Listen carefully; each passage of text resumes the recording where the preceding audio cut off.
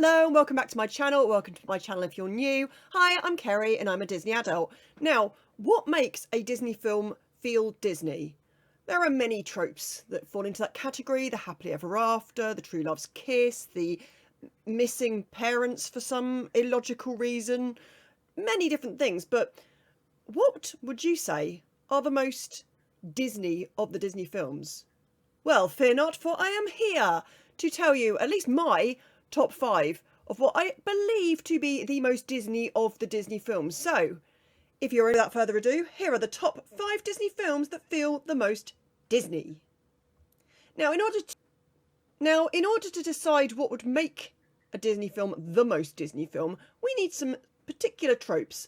And thanks to ChatGPT, you gotta love them, we have a nice little list. So I asked her, because I've decided ChatGPT is female, because the way she responds to me, like a bestie, what would be the tropes that make a particular Disney film very Disney? And she gave me the following, and I completely agree. Please let me know in the comments if there are any more that you feel should be added to this list. So at number 1, we have the I Want song.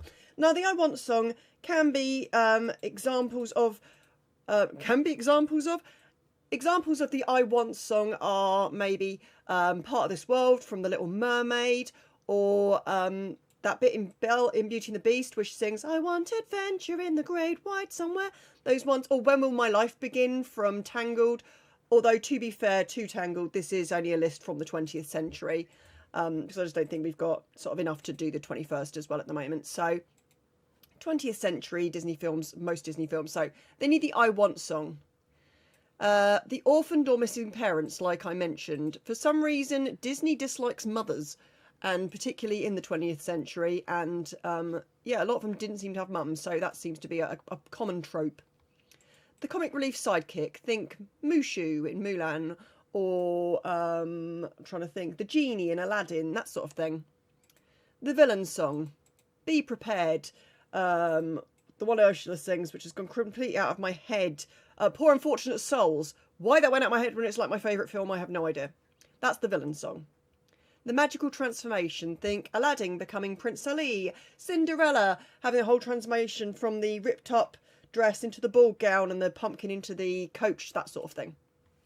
The animal companion. Oh, every good Disney character, Disney protagonist should have an animal companion. Aladdin has a boo. Snow White has all the animals, that sort of thing. Love at First Sight. Again, Snow White, 14-year-olds. The Little Mermaid with Eric, 16-year-olds. Basically, are they a teenager and think they're in love at first sight? I love Disney, I just need to throw that in there. The evil stepmother or parent figure. So by evil stepmother, obviously a good example is the evil queen in Snow White.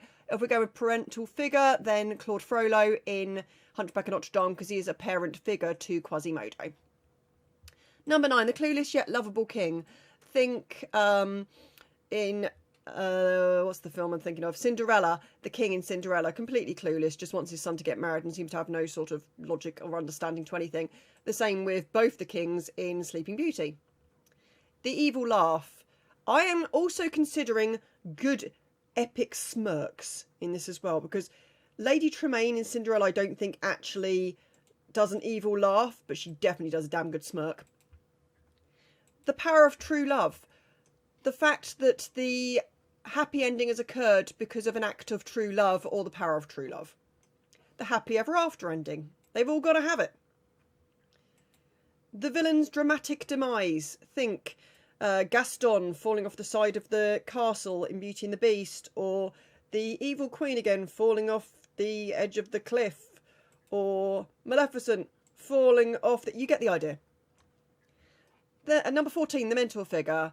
In this, we are thinking Sebastian in The Little Mermaid, or the fairy godmother.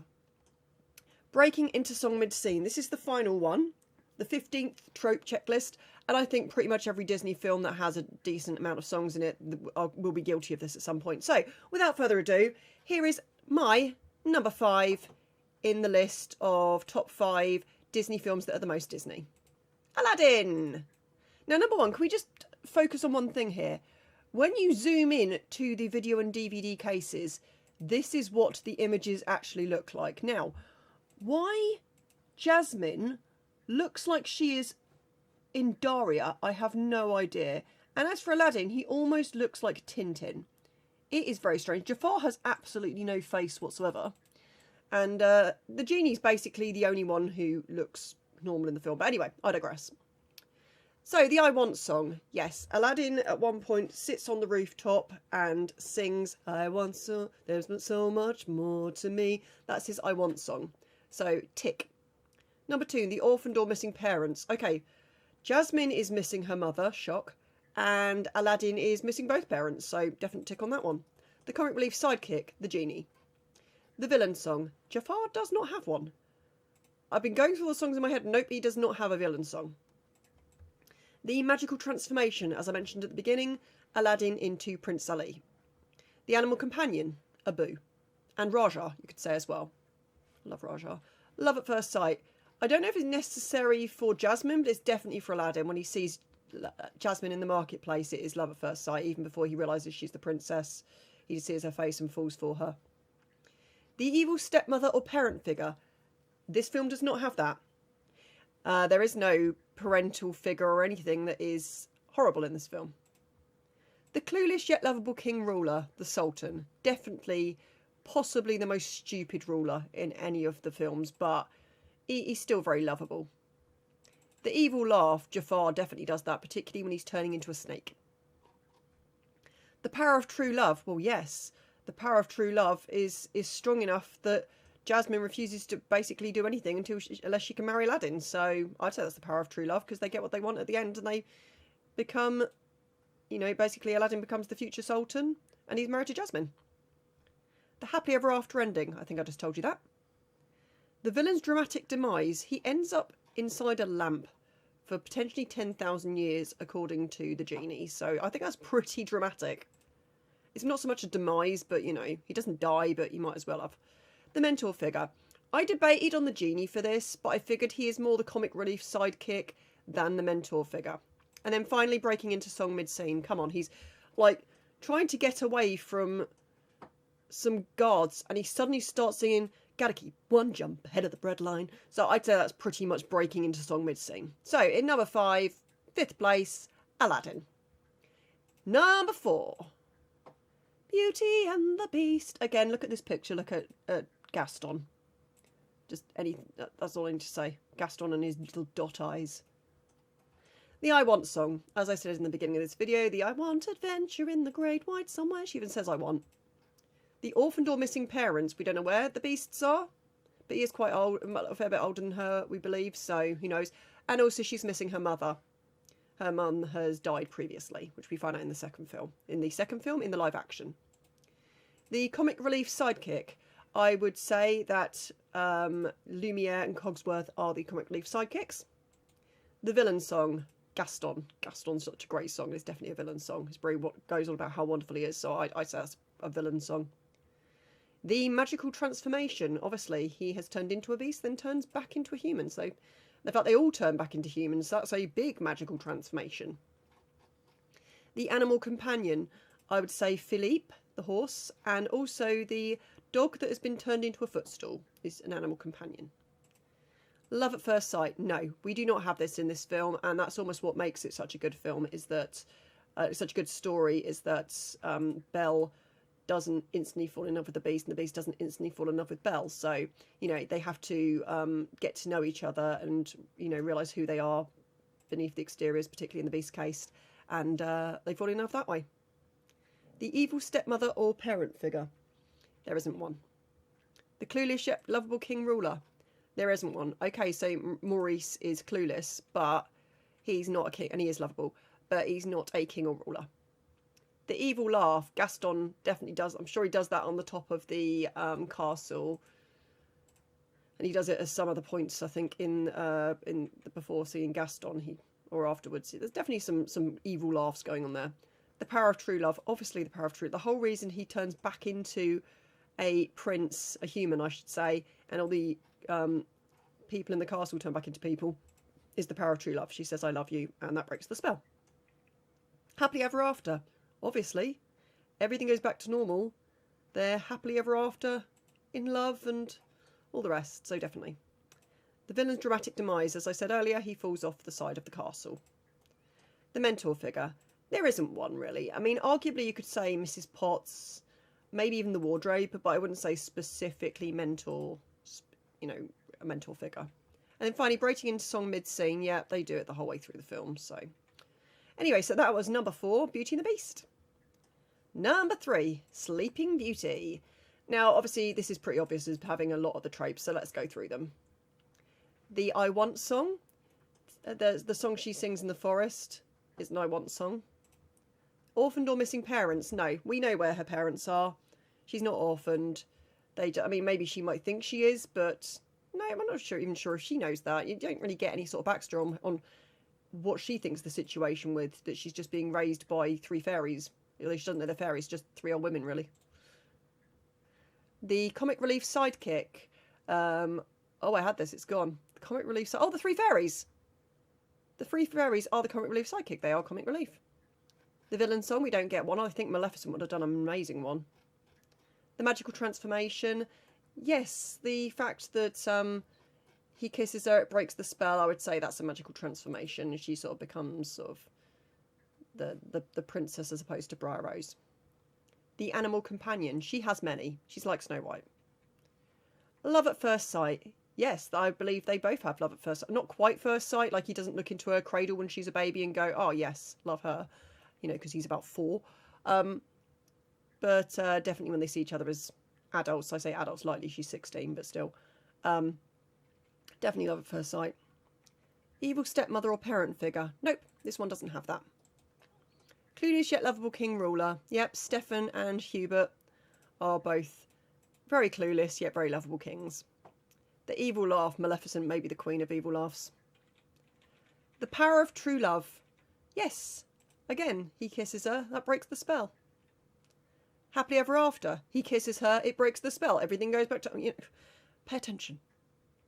The villain's dramatic demise. As I said earlier, she fell off the side of a cliff. No, he throws the sword at her chest, gets her straight in the heart, and then as a dragon, then she dies. She falls off the cliff and, you know, she's dead. Off the broken bridge, I think it is, actually. And the mentor figure. There isn't really a mentor figure. Again, arguably the fairies, but wouldn't really so much mentor. They're not mentoring her, they're just raising her. And breaking into song mid-scene. Obviously, it's a Disney film. So that has got 1, 2, 3, 4, 5, 6, 7, 8, 9, 10, 11 of the tropes. So on to number 2. Penultimate one, Cinderella. If that surprised you, it also surprised Ben when I told him to. And he still feels that it should be number 1, but still. The I Want song, A Dream is a Wish Your Heart Makes. The orphaned or missing parents. Yes, she's missing both of her parents. And also, he seems to be missing his mum. Again, could they just not be bothered to write any more female characters than they needed to? The comic relief sidekick. Yeah, the mice. The mice are definitely comic relief sidekicks. The villain song. There isn't one. Magical transformation. Obviously, there's the whole thing of her... The ripped clothes being turned into a ball gown and the pumpkin being turned into a coach and mice into horses, etc. The animal companion. Again, the mice, Bruno the dog, the horse. I'd say they're all pretty good animal companions. Love at first sight, yes. There is the whole So This Is Love song, even though they've only just met. And then he can't remember what she looks like. So he has to find her with a shoe. The evil stepmother or parent figure, obviously Lady Tremaine. The clueless yet lovable king. I mentioned him at the beginning. The king is definitely pretty clueless. The evil laugh. Again, not Madame Tremaine. Lady Tremaine doesn't necessarily do an evil laugh, I don't think. Not that I can think off the top of my head, and I've seen the film quite a few times now. But she does do a couple of epic smirks. The power of true love, obviously. I mean, I say that. He had to find her, you know, he couldn't just go and find her. He had to find the girl who fit the shoe, so I'm not really sure, but we'll give them the benefit of the doubt that they were in love. And it was the power of true love, how they ended up happy ever after. And the happy ever after ending, obviously, I've just explained that. The villain's dramatic demise. She didn't have one. She didn't really have any sort of comeuppance at all, but, you know, oh well, what can you do? 14, the mentor figure. Yep, the mentor is the fairy godmother. And then finally, breaking into song mid-scene. Yes, again, they all do this. And finally, in 1, we have The Little Mermaid, which sort of is my favourite Disney song, at least of the 20th century anyway. The 21st century is Tangled. But the I Want song, yes, part of your world. The orphaned or missing parents, she is missing her mum. The comic relief sidekick is Scuttle. The villain song, Poor Unfortunate Souls. The magical transformation, she changes an entire species. She goes from being a mermaid to a human. The animal companion, Scuttle. Scuttle, not Scuttle, I just said Scuttle. Flounder, although Scuttle is an animal and he is a companion. Love at first sight, yes, definitely for her. Although I do believe for him, when he first sees her on the beach, he seems to be pretty smitten with her straight away. The evil stepmother or parent figure, nope.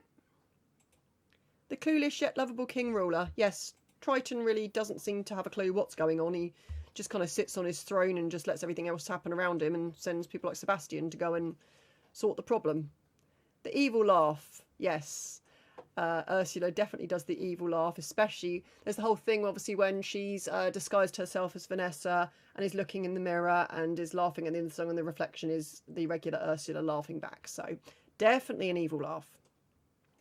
The power of true love, yep, he goes after her. Well, obviously she turns herself into a human for her love for him, but he goes to rescue her because he loves her and ends up killing Ursula. So that's the power of true love in that film. And also it convinces her dad to let her be human permanently. The happily ever after ending, again, Triton turns her into a human at the end and they get married and live happily ever after. And we know from the sequel that they then go on to have their daughter Melody. The villain's dramatic demise. Literally, Eric stabs her with the front of the ship and then she gets electrocuted by a bolt of lightning. Which she's created, actually. The mentor figure would be Sebastian. He's a really good mentor. He helps her the whole way through the film as best he can, even though, she does so many things that he tells her not to. He's still there to support her and help her. And then finally, breaking into song mid-scene. Ariel, the human world, it's a mess. That is just randomly breaking into song, isn't it, with Under the Sea? So, that's the last one. Do you feel I've gone wrong anywhere here? Because this last one, obviously, the only thing it didn't have was the evil stepmother or parent figure. So, funny enough, there was not enough things in Snow White to put Snow White in the top 5, although I do believe it was in number 6. I will try and create a copy, like a PDF of this, of the sort of spreadsheet table I did, where I put in all these different things and went through and ticked all the next to all the different films, which ones match these tropes, just so you can see for yourself. And then, obviously, if you disagree, then let me know in the comments underneath. Regardless, if you disagree, if you agree, if you feel there's some more tropes that should be in there, just let me know. But in the meantime, I hope you have an amazing week, and I will see you in my next video. Bye!